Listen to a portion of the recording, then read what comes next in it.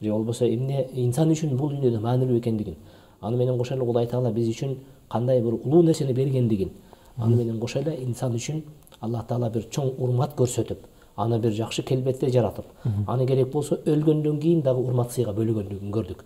Аллах Таала мисалы үчүн эң айтып өткөн эң акыркы аяттардын биринде сумма сабила яссара сумма аматаху фа акбара.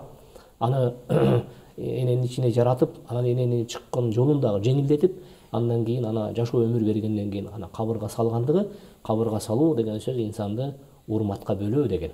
Аны таштанды кылып, жем кылып, аны сыртка таштап, же аны өрттөп, же аны бир башкача жолдор менен андан арылуунун жолуна алып барбастан, тескерисинче аны ак кепинге ороп, аны тазалап жууп, аны урматтап, аны атыр сээп, аны жакшынакай дуа, намаздар менен аны көпчүлүктүн желкесине коюп, аны мындайча айтканда дайыма адамдар бир ызат урмат көрсөтүү менен анан бир үлгү алуу жолдоруна салып алып барып аны эки колдоп көтөрүп, сый урмат менен эмне жакшынакай бир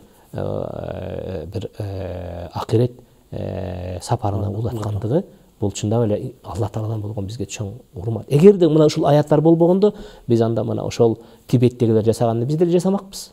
Же болбосо кечээ күндө эле акыркы учурларда бир кумуштай сунуштарды бере башташты, крематорийди куруш керек, андан кийин биз өрттөшүбүз керек, андан кийин биз мындай кылышыбыз керек деген инсандын урматы кайда кетет? Инсандын мына ушул Аллах Таала көрсөтмө биз үчүн эмне? Бул чындап эле демек баалуу. Устаз, бул жерде ислам дининин Аллах тараптан болгондугу жана ушундай адамдын акылы жеткис бардык тарапты камтыган дин экендигине бир чоң маани бар экен. Туура айтасыз.